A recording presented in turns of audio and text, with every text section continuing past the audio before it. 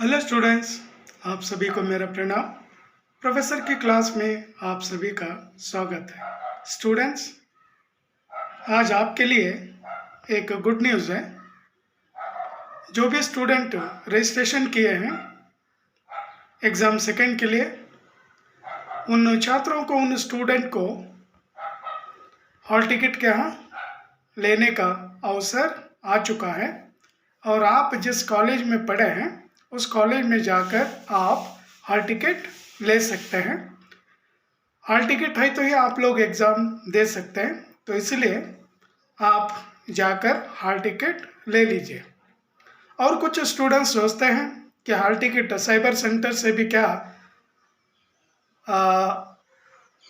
Download कर सकते हैं, लेकिन आप साइबर सेंटर से भी अगर डाउनलोड करेंगे तो हॉल टिकट पर प्रिंसिपल का क्या साइन होना बहुत ही ज़रूरी है।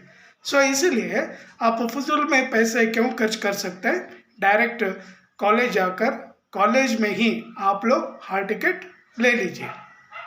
सो ये आपके लिए एक अच्छी बात है। और जो भी हिंदी एग्ज़ाम लिखने वाले हैं उन लोगों के लिए मैं एक बात कहने जा रहा हूँ। स्टूडेंट्स, जो भी आपको चाहिए, और इस मेरे चैनल पर सारे वीडियो हैं, और आपको जो भी नहीं आता है या एग्ज़ाम के प्रति, एग्ज़ाम के बारे में अगर डाउट्स है तो आप मुझे कमेंट करके बताइए, तो मैं आपके मन में जो डाउट्स है उस डाउट्स को क्या क्लियर कर दूँगा। स्टूडेंट्स, ಯಾರು ಸೆಕೆಂಡ್ ಪಿ ಯು ಸಿಯಲ್ಲಿ ಫೇಲ್ ಆಗಿದ್ದಾರ ಅಂಥ ಸ್ಟೂಡೆಂಟ್ಸ್ಗೆ ಗುಡ್ ನ್ಯೂಸ್ ಇದೆ, ಒಳ್ಳೆ ನ್ಯೂಸು. ಇವಾಗ ನಿಮಗೆ ಹಾಲ್ ಟಿಕೆಟ್ ಕೊಡೋರಿದ್ದಾರೆ. ಹಾಲ್ ಟಿಕೆಟು ನೀವು ಕಾಲೇಜಿಗೆ ಹೋಗಿ ಹಾಲ್ ಟಿಕೆಟನ್ನು ನೀವು ತೊಗೊಳ್ಬೋದು. ಯಾಕೆಂದರೆ ಕಾಲೇಜಲ್ಲಿ ಹೋಗಿ ನೀವು ಹಾಲ್ ಟಿಕೆಟ್ ತೊಗೊಂಡ್ರೆ ಆ ಹಾಲ್ ಟಿಕೆಟ್ ಮೇಲೆ ಪ್ರಿನ್ಸಿಪಲ್ ಸೈನ್ ಮಾಡಿ ನಿಮಗೆ ಕೊಡ್ತಾರೆ. ಆಮೇಲೆ ನೀವು ಓನಾಗಿ ಸೈಬರ್ ಸೆಂಟ್ರಿಗೆ ಹೋಗಿ ಅಲ್ಲಿ ಡೌನ್ಲೋಡ್ ಮಾಡಿಕೊಂಡು ಮತ್ತೆ ಕಾಲೇಜಿಗೆ ಹೋಗಿ ಅಲ್ಲಿ ಪ್ರಿನ್ಸಿಪಲ್ ಸೈನ್ ತೊಗೊಳ್ಬೇಕಾಗುತ್ತೆ.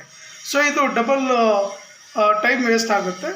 ಹಾಗಾಗಿ ಡೈರೆಕ್ಟ್ ನೀವು ಕಾಲೇಜಿಗೆ ಹೋಗ್ಬಿಟ್ಟು ಕಾಲೇಜಲ್ಲೇ ನೀವು ಹಾಲ್ ಟಿಕೆಟನ್ನು ತೊಗೊಂಡ್ಬಿಡಿ.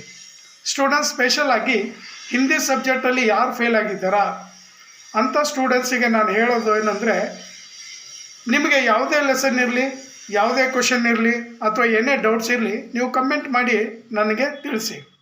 ಸೊ ನಾನು ನಿಮ್ಮ ಮನಸ್ಸಿನಲ್ಲಿ ಇರ್ತಕ್ಕಂಥ ಎಲ್ಲ ಡೌಟ್ಸನ್ನು ಕ್ಲಿಯರ್ ಮಾಡ್ತೀನಿ. ಆಮೇಲೆ ನನ್ನ ಚಾನಲಲ್ಲಿ ಎಲ್ಲ ಲೆಸನ್ ಮೇಲೆ ಎಲ್ಲ ಲೆಸನ್ ಮೇಲೆ ವಿಡಿಯೋ ಅಪ್ಲೋಡ್ ಮಾಡಿದ್ದೀನಿ. ಎಲ್ಲ ವಿಡಿಯೋನು ಚೆಕ್ ಮಾಡಿ ಒಂದು ಸಾರಿ ನೋಡ್ಕೊಳ್ಳಿ. ಸೊ ಸ್ಟೂಡೆಂಟ್ಸ್, ನಿಮ್ಗೆ ಏನೇ ಬರಲಿಲ್ಲ ಅಂದರೂ ಕೇಳ್ಕೊಂಡ್ಬಿಡಿ. ಆಮೇಲೆ ಸೆಕೆಂಡ್ ಎಕ್ಸಾಮಲ್ಲಿ ನೀವು ಪಾಸ್ ಆಗಲೇಬೇಕು. ಒಂದು ವೇಳೆ ಸೆಕೆಂಡ್ ಎಕ್ಸಾಮಲ್ಲಿ ಪಾಸ್ ಆಗಲಿಲ್ಲ ಅಂದರೆ ಮತ್ತೆ ನೀವು ಥರ್ಡ್ ಎಕ್ಸಾಮ್ಗೆ ಅಪ್ಲೈ ಮಾಡಬೇಕಾಗುತ್ತೆ. ಥರ್ಡ್ ಎಕ್ಸಾಮಲ್ಲಿ ಕೂಡ ನೀವು ಫೇಲ್ ಆಗಿಬಿಟ್ರೆ ಫೇಲ್ ಅಂತ ಅರ್ಥ.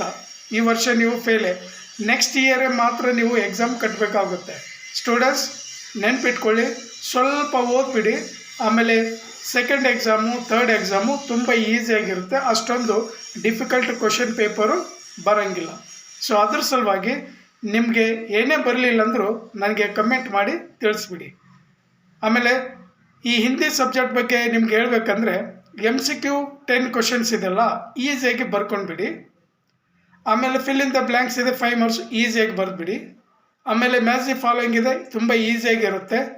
ಆಮೇಲೆ ನೀವು ಏನಾದರೂ 3 ಮಾರ್ಕ್ಸ್ ಆನ್ಸರ್ ನಿಮಗೆ ಬಂದುಬಿಟ್ರೆ ಆ ಲೆಸನ್ ರಿಲೇಟೆಡು ಏನಾದರೂ ಬರೆದ್ಬಿಡಿ. 1 ಮಾರ್ಕ್ಸ್ ಆದರೂ ಕೊಡ್ತಾರೆ, 1 ಮಾರ್ಕ್ಸ್ ಆದರೂ ನಿಮಗೆ ಬಂದೇ ಬಿಡುತ್ತೆ. ಸೊ ಯಾವುದೇ ಕ್ವಶನನ್ನು ಬಿಡಬೇಡಿ. ಆಮೇಲೆ ಈ ಕಡೆ ಗ್ರಾಮರ್ ಬಂದುಬಿಟ್ರೆ ಟ್ರಾನ್ಸ್ಲೇಷನ್ ಇದೆ, ಪ್ಯಾಸೇಜ್ ಇದೆ, ಅದರ ಜೊತೆಗೆ ಲೆಟರ್ ರೈಟಿಂಗ್ ಇದೆ. ಲೆಟರ್ ರೈಟಿಂಗ್ ಫಾರ್ಮೆಟು ನೀವು ಚೆನ್ನಾಗಿ ಅರ್ಥ ಮಾಡ್ಕೊಳ್ಬೋದು. ಆ ಲೆಟರ್ ರೈಟಿಂಗಲ್ಲಿ ಏನು ಕೊಟ್ಟಿರ್ತಾನೆಂದರೆ, ಒಂದು ಕಾನ್ವರ್ಸೇಷನ್ ಕೊಟ್ಟಿರ್ತಾನೆ, ಸಂವಾದ ಕೊಟ್ಟಿರ್ತಾನೆ. ಆ ಸಂವಾದ ಕರೆಕ್ಟಾಗಿ ಓದ್ಕೊಂಡು ಯಾವ ಪ್ರಕಾರದ ಲೆಟ್ರ್ ಬರಿಬೇಕಂತ ನೀವು ಅರ್ಥ ಮಾಡಿಕೊಂಡ್ರೆ ಆ ಲೆಟ್ರ್ ಫಾರ್ಮೆಟ್ ತುಂಬ ಈಸಿಯಾಗಿ ನೀವು ಮಾಡ್ಬೋದು. ಸೊ ಹೀಗಾಗಿ ತುಂಬ ನೀವು ಕೂಲಾಗಿ ಎಕ್ಸಾಮ್ ಬರೆದ್ಬಿಟ್ರೆ ಈ ಸೆಕೆಂಡ್ ಎಕ್ಸಾಮಲ್ಲೇ ನೀವು ಪಾಸ್ ಆಗ್ತೀರಿ. ಯಾವುದೇ ಸಬ್ಜೆಕ್ಟ್ ಇರಲಿ, ತುಂಬ ಕೂಲಾಗಿ ಬರೆಯೋದನ್ನು ಕಲ್ತ್ಕೊಳ್ಳಿ. ಅರ್ಜೆಂಟ್ ಯಾವಾಗಲೂ ಮಾಡಬಾರ್ದು. ನಿಮ್ಮ ಹತ್ರ ಎಷ್ಟು ಪೇಷನ್ಸ್ ಇರುತ್ತೆ ಅಷ್ಟು ನೀವು ಚೆನ್ನಾಗಿ ಬರಿತೀರ. ಸೊ ಸ್ಪೆಷಲಾಗಿ ನಾನು ಹಿಂದಿ ಸ್ಟೂಡೆಂಟ್ಸಿಗೆ ಹೇಳೋದೇನೆಂದರೆ, ಗ್ರಾಮರ್ ಪಾರ್ಟ್ಸ್ ಕೂಡ ಇದೆ, ತುಂಬ ಈಸಿಯಾಗಿ ಗ್ರಾಮರ್ ಪಾರ್ಟ್ಸ್ ಇದೆ.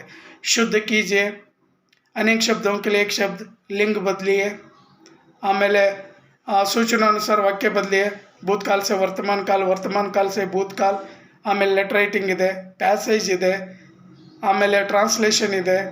ಇದು ಎಲ್ಲ ಪಾರ್ಟ್ಸ್ಗಳು ತುಂಬ ಈಸಿಯಾಗಿರುತ್ತೆ. ಸೊ ವರಿ ಮಾಡ್ಕೊಳ್ಬೇಡಿ, ಇನ್ನೂ ತುಂಬ ಟೈಮ್ ಇದೆ. 15th next month 15th Hindi ಇದೆ. ಆ 15th ಹಿಂದಿ ಆದಮೇಲೆ ಲಾಸ್ಟ್ ಇನ್ನೂ 3-4 ಸಬ್ಜೆಕ್ಟ್ ಇರುತ್ತೆ, ಫ್ರೆಂಚು, ಉರ್ದು, ಯಾವ್ಯಾವ ಸಬ್ಜೆಕ್ಟ್ ಇದೆ.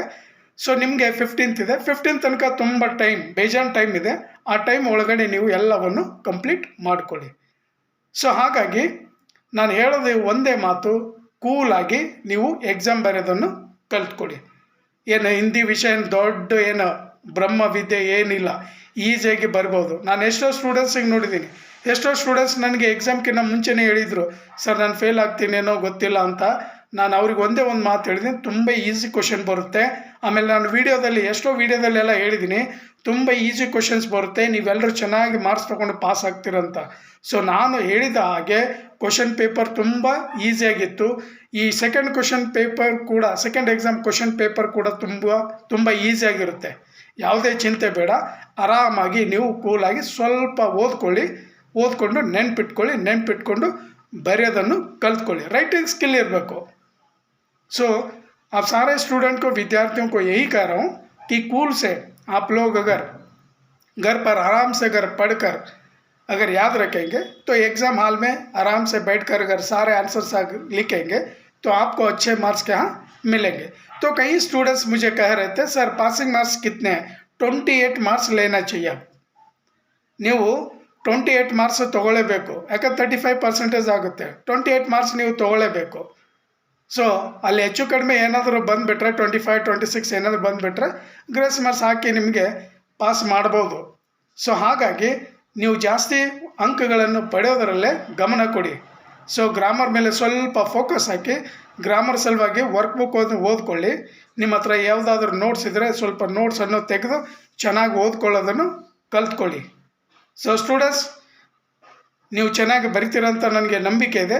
ಏನೋ ಬರಲಿಲ್ಲ ನಿಮಗೆ ಅಂದರೆ ಕಮೆಂಟ್ ಮಾಡಿ, ಆ ಕಮೆಂಟಲ್ಲಿ ನಾನು ನಿಮಗೆ ಆನ್ಸರ್ ಕೊಡ್ತೀನಿ. ಸೊ ಹೇಗೆ ಬರಿಬೇಕಂತ ನಿಮಗೆಲ್ಲ ಚೆನ್ನಾಗಿ ಗೊತ್ತಿದೆ.